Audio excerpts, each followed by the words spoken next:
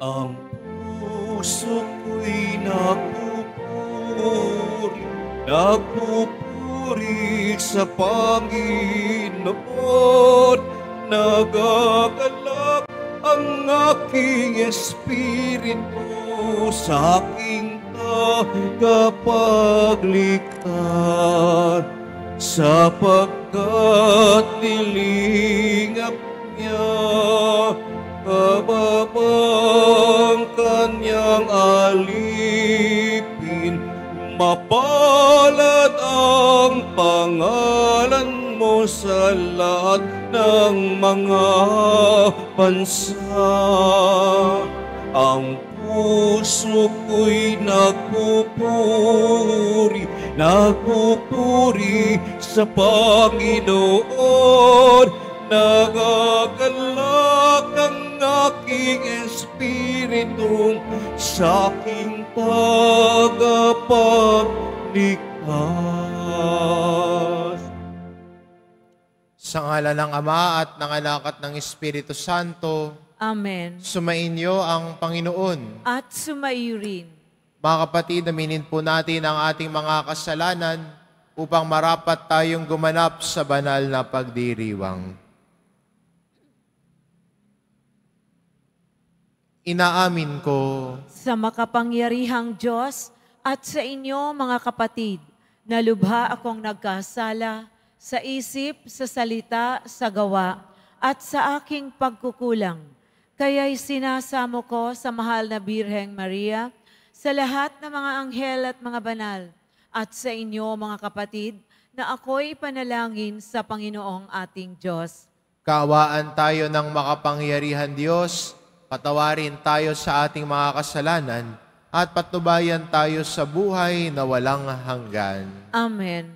Panginoon, kaawaan mo kami. Panginoon, kaawaan mo kami. Kristo, kaawaan mo kami. Kristo, kaawaan mo kami. Panginoon, kaawaan mo kami. Panginoon, kaawaan mo kami. Manalangin tayo. Ama naming makapangyarihan, kasihan mo kami ng iyong pagmamahal upang kaming nakabatid ng pagbabalita ng anghel tungkol sa pagkakatawan tao ng anak mo ay makapakinabang sa kanyang pagpapakasakit at pagkamatay sa krus. Sa pagsapit namin sa pagkabuhay niya sa langit, sa pamamagitan ni Hesukristo, kasama ng Espiritu Santo, magpa sa walang hanggan. Amen. Magsiupo muna po ang lahat.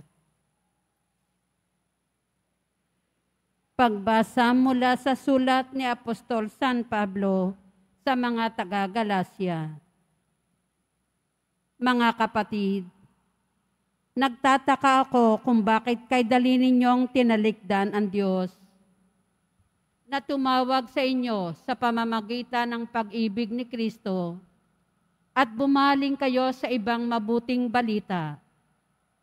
Ang totoo'y walang ibang mabuting balita, lamang kung may mga nanliligalig sa inyo at nagsisikap na baguhin ang mabuting balita tungkol kay Kristo. Maging kami o isang anghel man mula sa langit, ang mangaral sa inyo ng iba kaysa mabuting balitang ipinangaral namin, pakasumpain siya.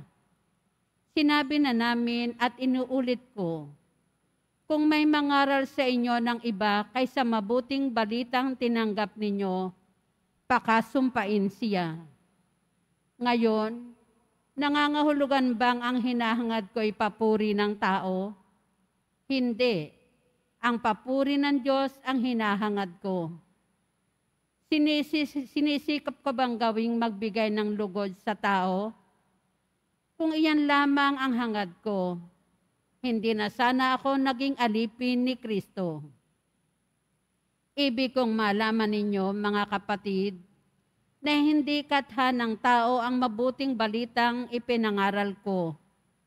Hindi ko ito tinanggap mula sa tao, ni itinuro sa akin ng tao.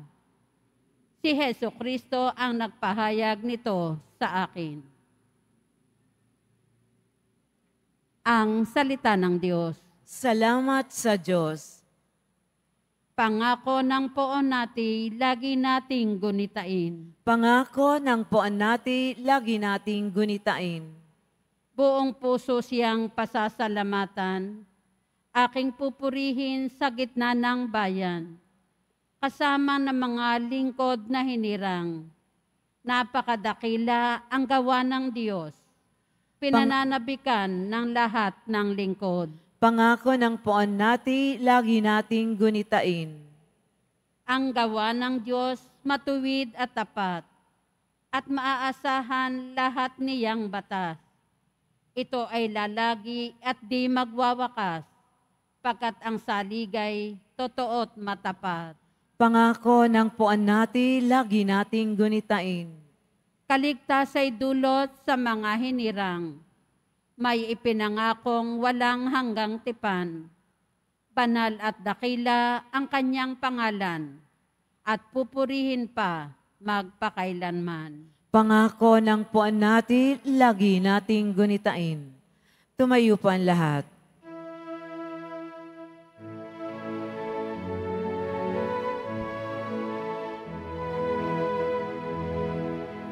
Alleluia,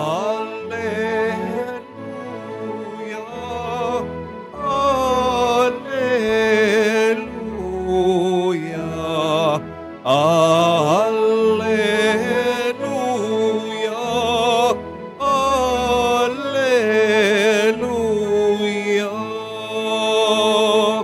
Bagong utos ani Kristo, mag-ibigan sana kayo, katulad ng pag-ibig ko. Alleluia, alleluia, alleluia,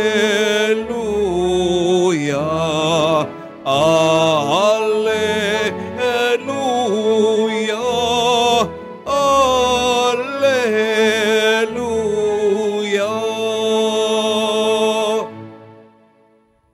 Sumainyo ang Panginoon. At sumaiyo rin. Ang mabuting balita ng Panginoon ayon kay San Lucas. Papuri sa iyo, Panginoon. Noong panahong iyon, may isang eskribang lumapit kay Jesus upang siya'y subukin. Guro, aniya, ano ang dapat kong gawin upang magkamit ng buhay na walang hanggan? Sumagot si Jesus, ano ang nakasulat sa kautusan? Ano ang nababasa mo roon? Tumugon siya, ibigin mo ang Panginoon mong Diyos ng buong puso, ng buong kaluluwa at ng buong lakas at ng buong pag-iisip. At ibigin mo ang iyong kapwa gaya ng iyong sarili. Tama ang sagot mo, wika ni Jesus. Gawin mo yan at mabubuhay ka. Sa hangad ng eskriba na wag siyang lumabas na kahiyahiya, tinanong niya uli si Jesus, sino naman ang aking kapwa? Sumagot si Jesus, may isang taong naglalakbay buhat sa Jerusalem, patungong Jericho. Hinarangan siya ng mga tulisan, kinuha pati damit sa katawan, binugbog at halos patay na ng iwan. Nagkataong dumaan doon ng isang saserdote at pagkakita sa taong nakahandusay, siya'y lumihis at nagpatuloy sa kanyang lakad. Dumaan din ang isang Levita, ngunit tinignan lamang niya ito at nagpatuloy sa kanyang lakad. Ngunit may isang Samaritanong naglalakbay na naparaan doon.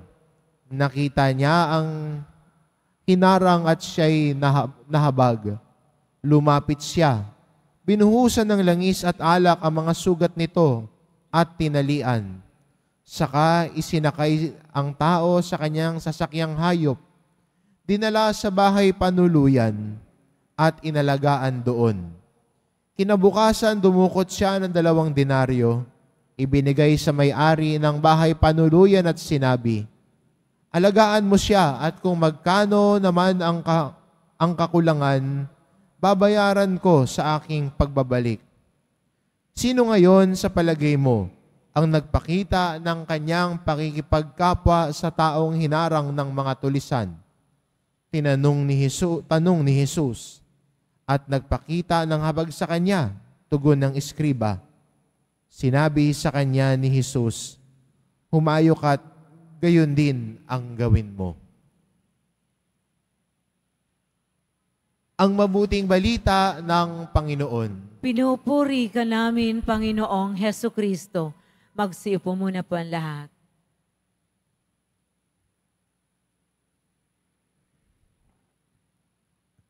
Sa araw na ito, pinagdiriwang po natin ang kapistahan ng Mahal na Birhen ng Santo Rosario.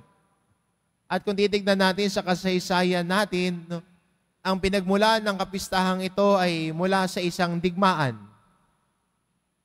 Ito yung tinatawag na Battle of Lepanto, kung saan inutos sa Santo Papa na mga Kristiyano ay magdasal nang sa gayon ay tagumpay ang matagpuan, tagumpay ang makamit laban sa mga mananakop. I-google nyo na lang ho yung Battle of Lepanto.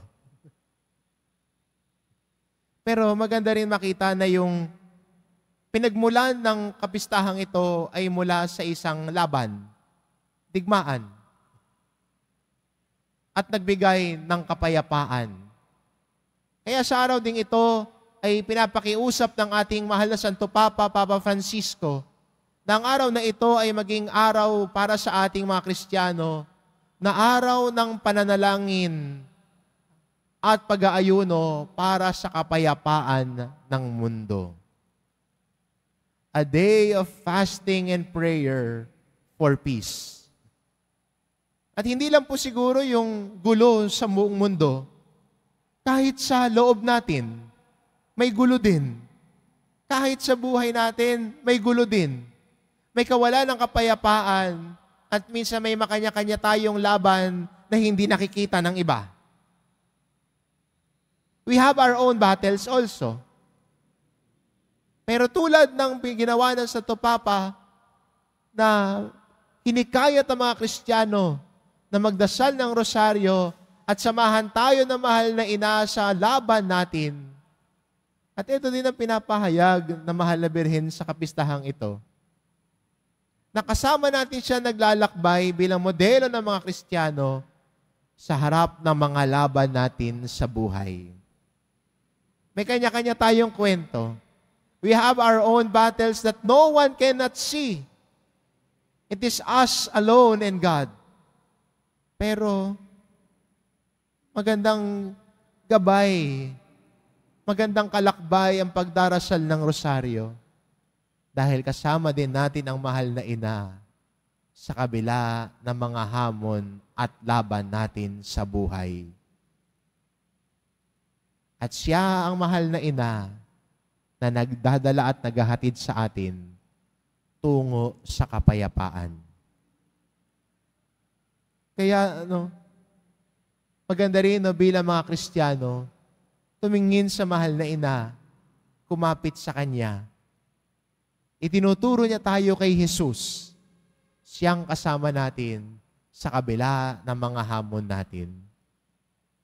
At ganun din, kung titignan natin yung ebanghelyo natin, narinig natin ang kwento ng Good Samaritan. Karamihan siguro, kabisado na ito.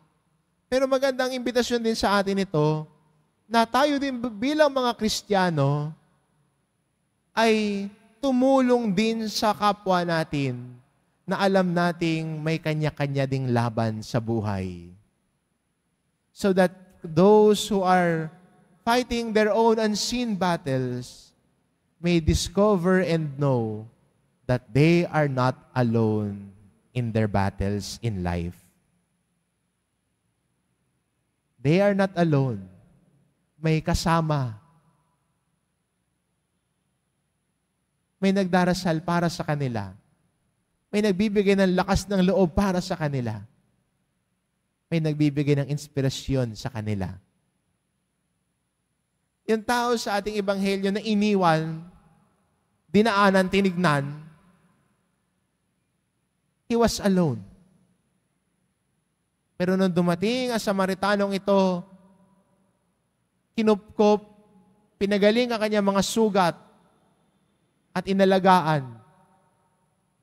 naramdaman ng taong iniwan sa kalsada na hindi siya nag-iisa.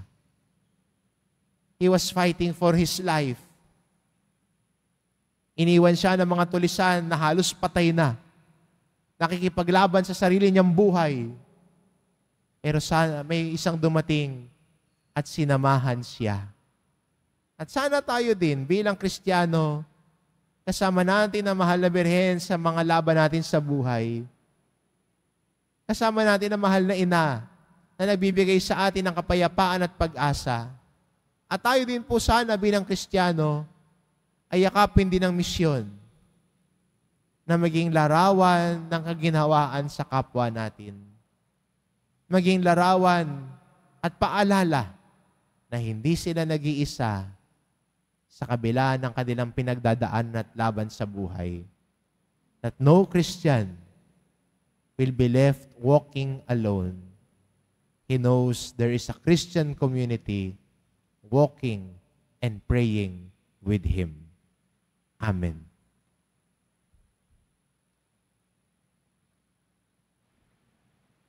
Tumayo na po ang lahat.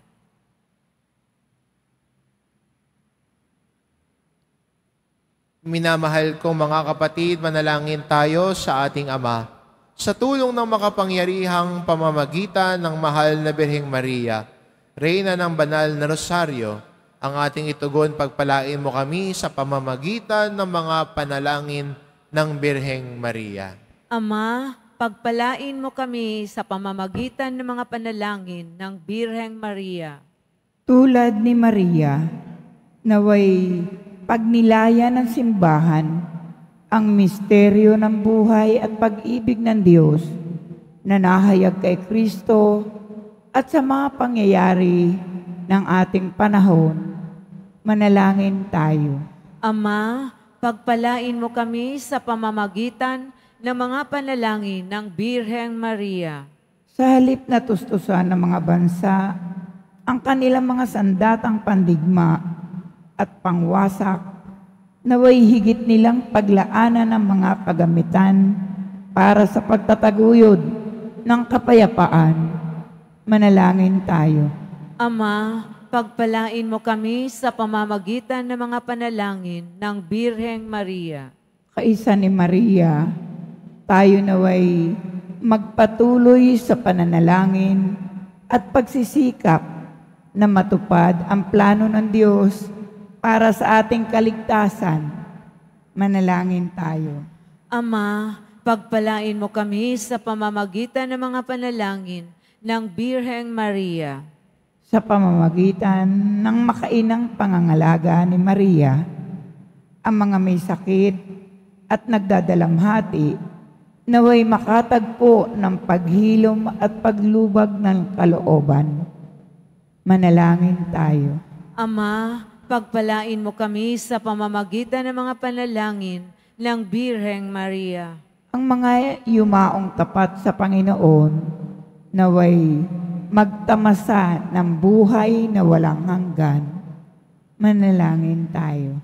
Ama, pagpalain mo kami sa pamamagitan ng mga panalangin ng Birheng Maria.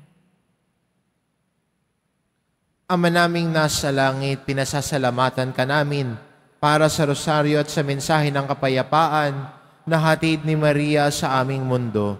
Hinihiling namin ito sa pamamagitan ni Kristo na aming Panginoon. Amen. Magsiupo ang lahat.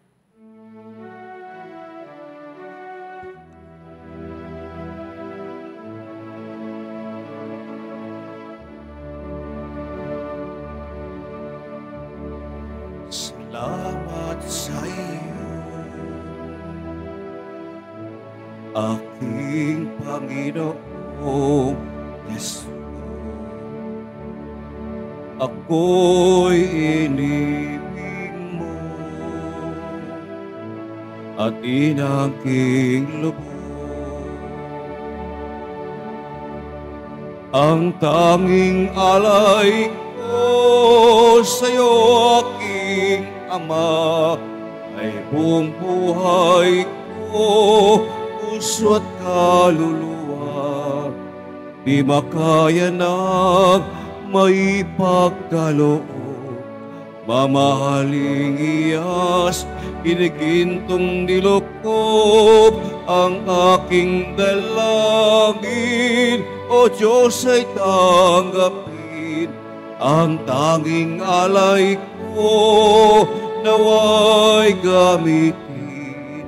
Ito lamang, Ama, wala nang iba pa akong hiniling. Tumayo na po ang lahat. Manalangin kayo mga kapatid upang ang paghahain natin ay kalugdan ng Diyos amang makapangyarihan. Tanggapin nawa ng Panginoon itong paghahain sa iyong mga kamay sa kapurihan niya at karangalan sa ating kapakinabangan at sa buong sambayanan niyang banal. Ama naming mapagmahal, gawin mong ang mga alay na aming hain ay siyang maghanda upang kami maging dapat makinabang sa mga pangako ni Hesukristo na aming ginugunita sa mga banal na misteryo bilang tagapamagitan kasama ng Espiritu Santo magpa sa walang hanggan.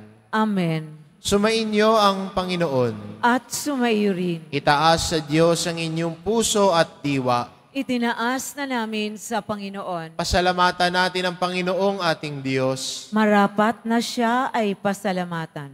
Ama naming makapangyarihan, tunay ngang marapat na ikaw ay aming pasalamatan ngayong ipinapagpista ang mahal na Birheng Maria, bukod mong pinagpala sa babaing lahat. Ang mahal na Birheng totoong mapalad na iyong piniling maging ina ng iyong anak.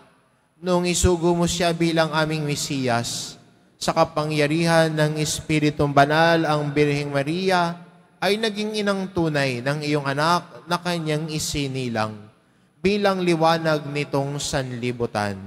Kaya kaisa ng mga anghel na nagsisiawit ng papuri sa iyo, nang walang humpay sa kalangitan, kami nagbubunyi sa iyong kadakilaan.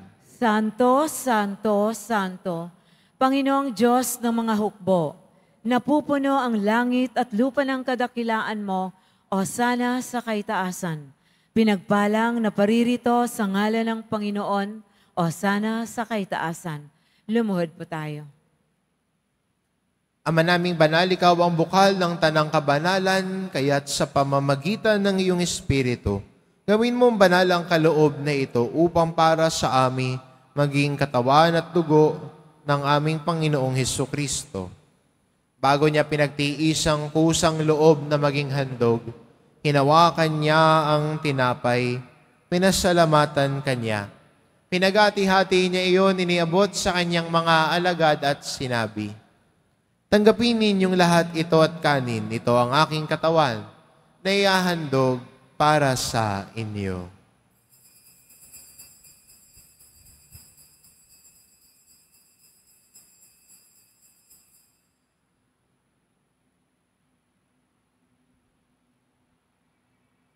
Gayon din naman na matapos ang hapunan, hinawakan niya ang kalis.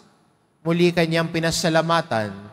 Iniabot niya ang kalis sa kanyang mga alagad at sinabi, "Tanggapin ninyong lahat ito at inumin ito ang kalis ng aking dugo, ng bago at walang hanggang tipan. Ang aking dugo na ibubuhos para sa inyo at para sa lahat, sa ikapagpapatawad ng mga kasalanan. Gawin ninyo ito sa pag-alala sa akin."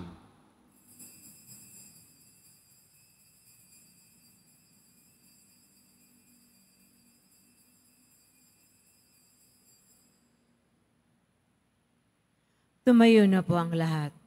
Ipagbunyi natin ang misteryo ng pananampalataya. Si Kristo'y namatay, si Kristo'y nabuhay, si Kristo'y babalik sa wakas ng panahon.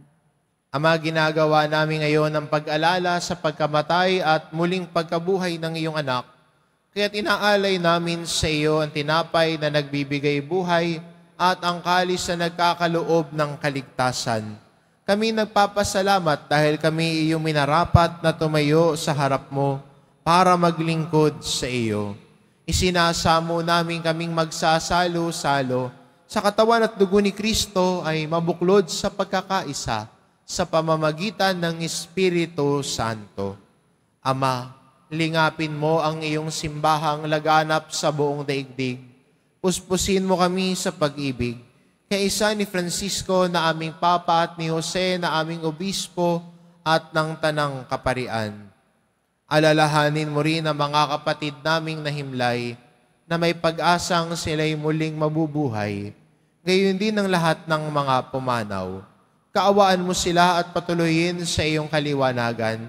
Kaawaan mo at pagindapatin kaming lahat na makasalo sa iyong buhay na walang wakas. Kaisa ng mahal na Birheng Maria na ina ng Diyos, ng kabiyak ng puso niyang si San Jose, kaisa ng mga apostol at ng lahat ng mga banal na namuhay dito sa daigdig ng kalugod-lugod sa iyo, maipagdiwang nawa namin ang pagpupuri sa ikararangal mo sa pamamagitan ng iyong anak na aming Panginoong Hesu Kristo. Sa pamamagitan ni Kristo kasama niya at sa Kanya, ang lahat ng parangal at papuri ay sa iyo, Diyos amang makapangyarihan, kasama ng Espiritu Santo, magpa sa walang hanggan. Amen. Sa tagubilin ng mga nakagagaling na utos at turo ni Jesus na Panginoon natin at Diyos, ipahayag po natin ng lakas loob. Ama namin, sumasalangit ka. Sambahin ang ngalan mo. Mapasa amin ang kaharian mo. Sundin ang loob mo dito sa lupa para nang sa langit.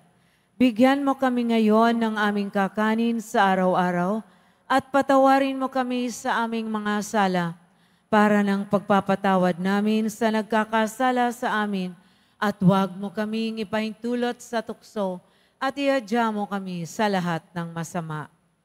Hinihiling namin kami adya sa lahat ng masama, pagkalooban ng kapayapaan araw-araw, iligtas sa kasalanan at ilayo sa lahat ng kapahamakan. Samantalang aming pinananabikan ng dakilang araw ng pagpapahayag ng tagapagligtas naming si Hesu Kristo. Sapagkat iyo ang karian at ang kapangyarihan at ang kapurihan magpakailanman. Amen. Panginoong Jesucristo, sinabi mo sa iyong mga apostol, kapayapaan ang iniiwan ko sa inyo, ang aking kapayapaan ang ibinibigay ko sa inyo. Tungayan mo ang aming pananampalataya at huwag ang aming pagkakasala. Pagkalooban mo kami ng kapayapaan at pagkakaisa, ayon sa iyong kalooban kasama ng Espiritu Santo, magpa sa walang hanggan. Amen.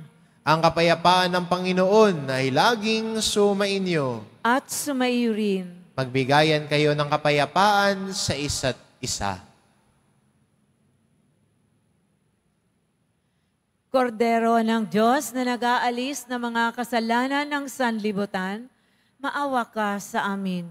Kordero ng Diyos na nag-aalis ng mga kasalanan ng sanlibutan, maawa ka sa amin. Kordero ng Diyos na nag-aalis ng mga kasalanan ng sanlibutan, ipagkaloob mo sa amin ang kapayapaan. Lumod pa lahat.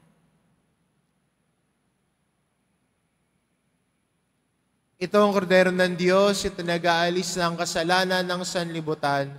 Mapalad ang mga inaanyayahan sa kanyang piging. Panginoon, hindi ako karapat-dapat na magpatuloy sa iyo, ngunit sa isang salita mo lamang ay gagaling na ako.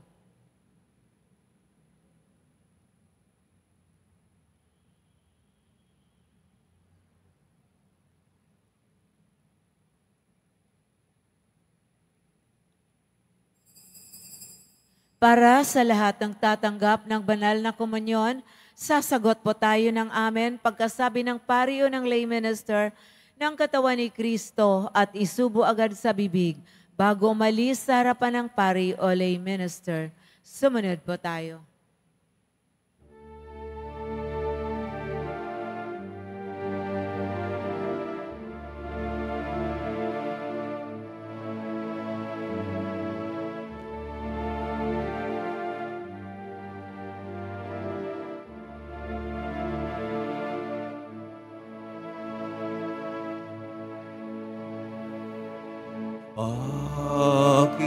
Panginoong Maria,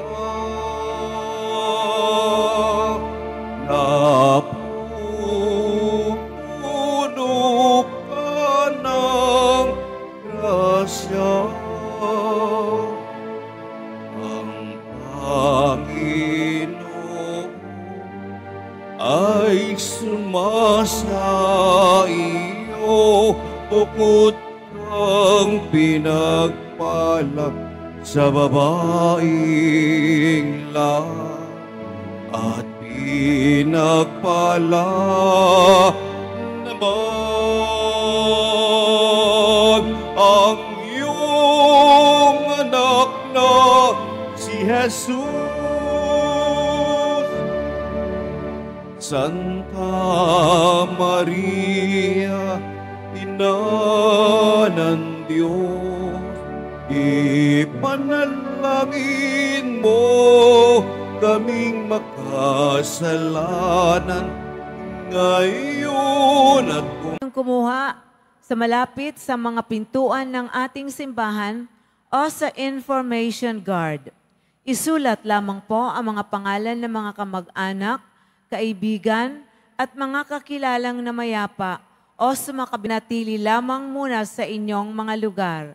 Sa Quezon Boulevard o sa Plaza San Juan lamang ang labasan ng lahat. Sumunod po tayo.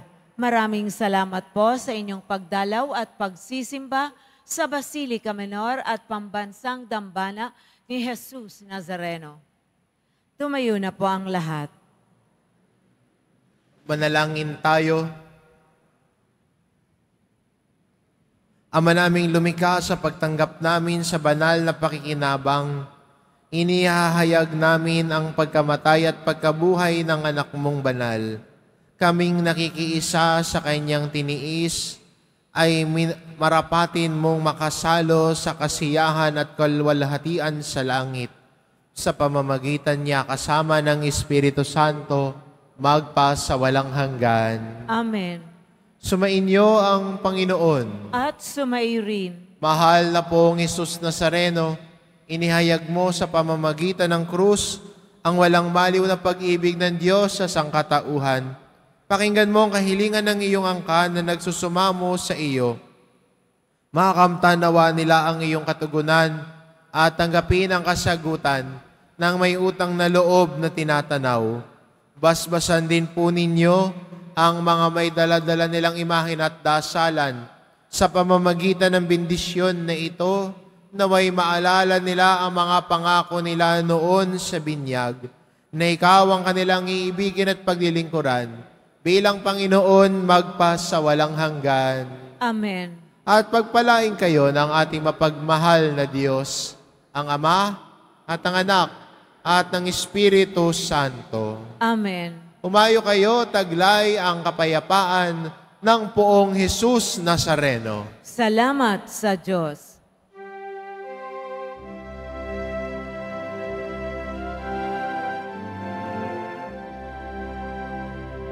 Nuestro Padre Jesus Nazareno, sinasamba ka namin. Pinipintuk namin, aral mo ang aming buhay at kaligtasan. Nuestro Padre Jesus Nazareno, iligtas mo kami sa kasalanan. Ang krus mong kinamatayan ay sagisag ng aming kaligtasan.